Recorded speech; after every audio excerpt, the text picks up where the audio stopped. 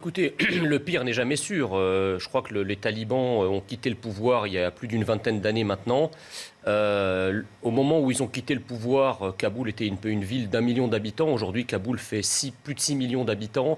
Les choses ont quand même changé en 20 ans. Je ne suis pas sûr que les talibans eux-mêmes aient changé, mais enfin, je pense que ce n'est pas des idiots non plus. C'est-à-dire qu'ils ont bien vu que faire de leur pays un foyer de terrorisme a entraîné l'intervention d'une armada internationale à la tête desquelles les États-Unis qui les a chassés du pouvoir. Donc il y a un précédent, si vous voulez, qui peut éventuellement faire penser que les talibans ne vont pas refaire la même erreur. Vous imaginez une situation strictement afghane? Moi, je crois que c'est ça, une situation strictement afghane. Maintenant, si vous voulez, le problème, c'est que ceux qui aujourd'hui sont surpris par ce qui arrive en Afghanistan ne connaissent pas bien l'histoire, parce qu'en réalité, depuis le Vietnam, aucune intervention étrangère n'a pu réussir dans un pays. Et alors je parle du Vietnam, mais plus récemment l'Irak, la Libye. À chaque fois que l'Occident s'est drapé des vertus, de la démocratie, de la liberté qu'il a voulu imposer par l'extérieur à des peuples qui en sont éloignés, eh bien, si je puis dire, la greffe n'a jamais prise. Et surtout, la situation ex post a été bien pire que la situation ex ante. La Libye, par exemple, en est un exemple dramatique et emblématique.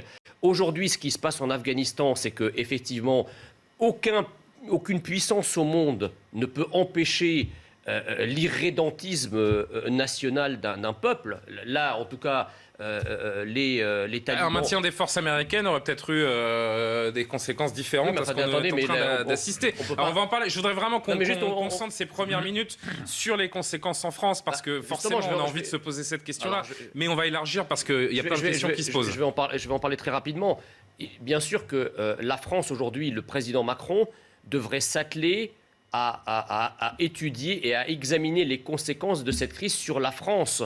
Or, je crains, si vous voulez, que compte tenu de la politique étrangère d'Emmanuel Macron, il ne s'intéresse plus à l'étranger qu'à la France. Là, en l'occurrence, ce qui est en jeu, c'est effectivement notre intérêt national. Et donc, il faut protéger à la fois les ressortissants français, ce qui semble être le cas. Il faut aussi protéger la France contre des risques qui peuvent être des risques sécuritaires et terroristes très importants. Les actes terroristes étaient endémiques. Désormais qu'on n'avait plus ces grandes organisations internationales qui fomentaient des plans à très large échelle, est-ce que tout cela peut nous rattraper? C'est la question qu'on se pose aujourd'hui, vraiment. C'est-à-dire, je ne comprends pas très bien les partisans de ceux qui disent les Américains ne devaient pas partir, la France ne doit pas partir. C'est quoi l'issue, en fait? C'est de rester ad vitam aeternam dans des pays en dépensant des centaines et des milliers de milliards de dollars sur plusieurs années, comme les Américains l'ont fait. Quand vous annoncez que vous quittez le pays, qu'en 10 jours, vous voyez les conséquences, oui, il y a un problème. Il y a un moment où vous posez des questions. Oui, mais il y a un moment, si vous voulez, toute occupation ou toute invasion d'un pays n'a pas vocation à être éternelle, ou alors ça devient une colonie. Bien sûr. Donc il y a un moment, il faut peut-être étudier. Moi, je ne suis pas pour l'invasion de pays, fût-ce pour des raisons les plus honorables possibles, parce que je pense que les pays doivent assumer leur destin personnel, doivent évoluer personnellement et individuellement et nationalement vers leur destin. Donc je ne suis pas pour des chocs exogènes, extérieurs, qui viendraient montrer à des populations quel est le bien et quel est le mal. En revanche, moi je crois que la question du terrorisme en France et la question de la menace terroriste et de la menace sécuritaire, elle doit d'abord se régler par des frontières. Alors, vous n'allez pas...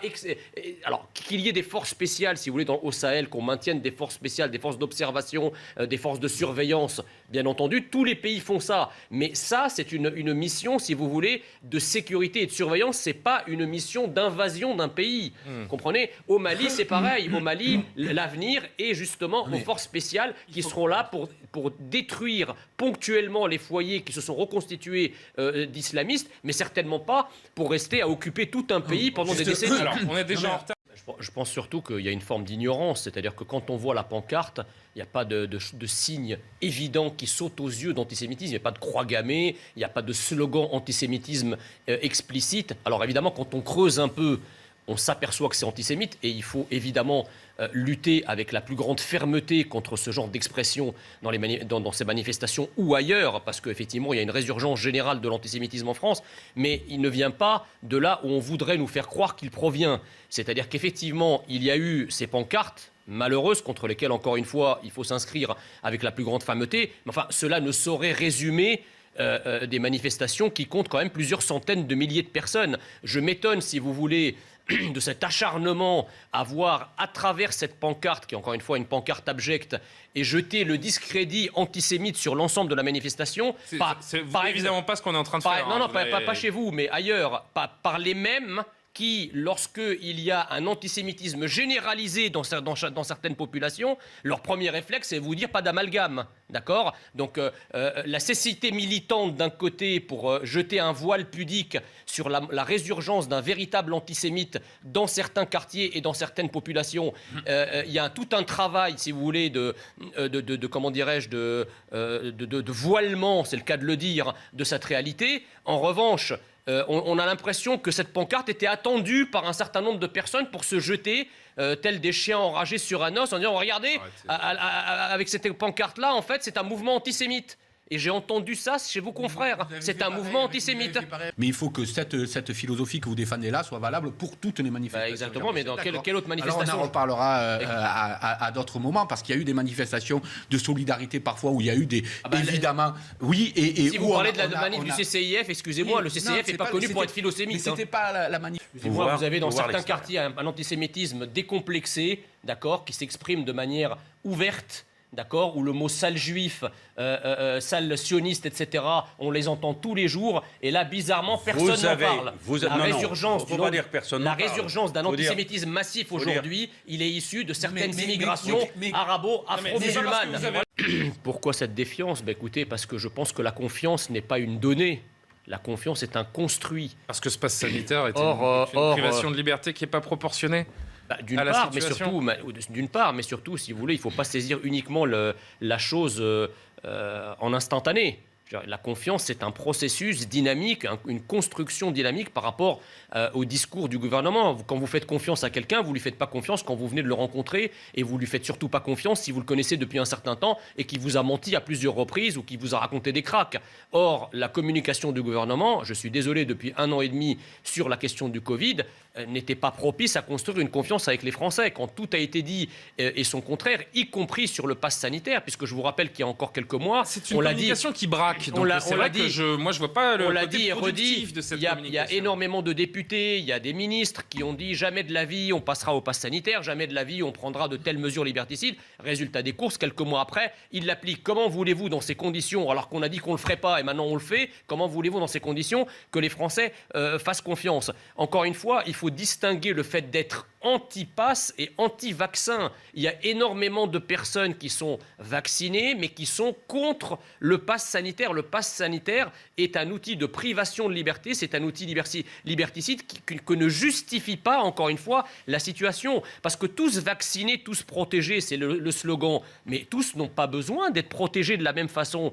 Ceux qui doivent être protégés, encore une fois, ce sont les personnes à partir d'un certain âge et les personnes qui ont une comorbidité. Eux, effectivement, ils doivent être protégés prioritairement. Quand cette catégorie-là sera protégée, il n'est nul besoin d'appliquer à des gens qui ne risquent rien, même des enfants. Attendez, rendez-vous compte. Des enfants à partir de 12 ans, il faut les vacciner. Ils ont des passes sanitaires, mais c'est de la folie furieuse.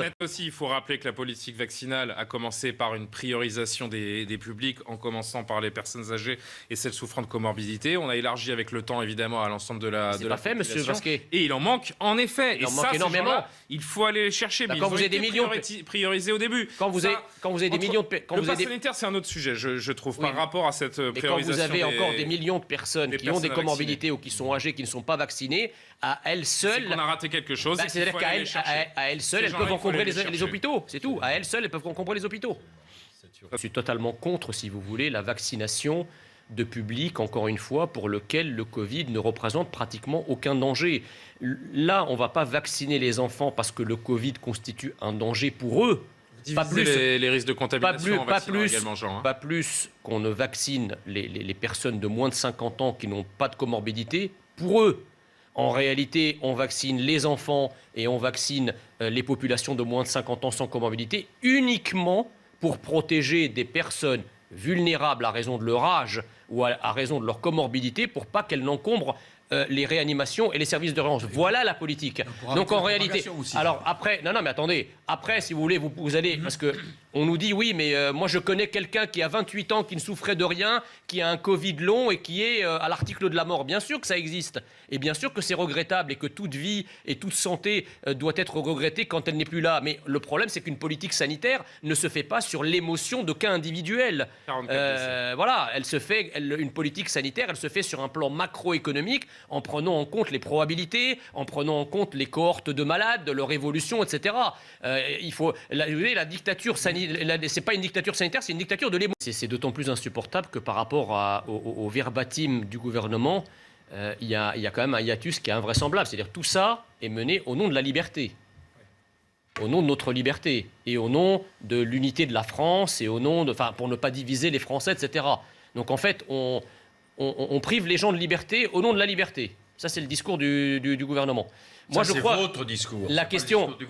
C'est votre discours. Le discours du gouvernement consiste à dire nous instaurons le pass sanitaire pour pouvoir vivre plus librement. Oui, pour pouvoir vivre. Voilà. Non, on vit pas. Je suis désolé, on vit pas. Alors, si effectivement le gouvernement considère que le vaccin c'est la panacée et que le vaccin c'est la solution, que n'a-t-il obligé à se vacciner, faire une obligation vaccinale? Pourquoi le gouvernement n'a pas fait une obligation vaccinale à ce moment-là? Pourquoi c'est ce que vous voulez? Non mais au moins ça aurait été cohérent. Est-ce que vous l'accepteriez? Moi je ne le souhaite pas, mais au moins c'eût été cohérent. Là c'est pas cohérent parce qu'on vous présente le vaccin comme l'alpha et l'oméga de la solution à la crise, et en même temps, on ne vous oblige pas à vous vacciner. Par contre, on va aller vous emmerder indirectement et de manière vislarde pour vous obliger à le faire. C'est quoi cette politique? Donc en fait, vous ne satisfaites pas les gens qui ne veulent pas se faire vacciner, mais vous ne satisfaites pas non plus les gens qui veulent se faire vacciner. Parce qu'in fine, si beaucoup de gens ne se vaccinent pas, on aura quoi? Le gouvernement pourrait très bien nous dire, écoutez, vu la circulation du virus, on va reconfiner. On va reprendre des mesures restrictives. Et à ce moment-là, qu'est-ce qui va se passer? Les vaccinés seront dans la rue parce qu'ils vous diront, écoutez, nous, on a été vaccinés. Pourquoi est-ce qu'on devrait accepter des restrictions? La scission.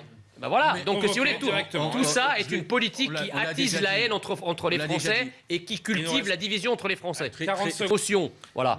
Avec cette phrase, la France devient une dictature. 43%. Qui veut réagir en premier? Jean Messia, ouais. C'est-à-dire qu'effectivement, quand on a un certain nombre de libertés élémentaires, je ne vais même pas dire fondamentales, mais élémentaires, qui sont menacées, comme, je ne sais pas, aller boire un café, aller manger dans un restaurant. Ça suffit à appeler la France une dictature? Je pense qu'il y a des relents, effectivement, autoritaires dans la façon d'appliquer ce pass sanitaire. C'est très simple, quand vous arrivez sur une terrasse et que vous asseyez et puis que le restaurateur prend votre commande et qu'au bout d'un moment il vous dit excusez-moi, j'ai oublié de vous demander si vous avez pas sanitaire, et que vous répondez non et que vous êtes obligé de vous lever au milieu des gens pour repartir, c'est une espèce de comment dirais-je, vous sentez pestiféré et d'humiliation parce qu'en fait vous faites rien de mal et vous êtes interdit d'un acte élémentaire qui est celui de prendre un verre à une terrasse. Donc effectivement, quand ça c'est menacé, je pense que c'est, en tout cas, le ressenti est important, que les Français ressentent ça comme ça. Il faut l'entendre. Maintenant, sur le mouvement anti-pass, si vous voulez, moi j'ai été à la manifestation de Nice la semaine dernière. Ce sont des manifestations qui sont très importantes, probablement beaucoup plus importantes que les chiffres du ministère de l'Intérieur. Donc il y a un vrai mouvement, et je ne parle même pas des gens qui manifestent. Contesté évidemment toujours par les organisateurs, oui, qui parlent de plus de 300 000 manifestants hier. Je ne parle même pas des gens qui ne défilent pas et qui les soutiennent, un peu comme les Gilets jaunes, qui les soutiennent effectivement. Je viens de donner le chiffre, un tiers des Français. Depuis chez eux. Voilà. Quand on entend le gouvernement, si vous voulez, dire que ce sont des manifestations, j'entendais vos confrères sur BFM hier dire que c'était des manifestations antisémites, excusez-moi, je veux dire, on ne peut pas balancer. Alors on va y venir, et évidemment je ne prononcerai pas. C'est la situation du Kingmaker. Kingmaker, ça veut dire faiseur de roi.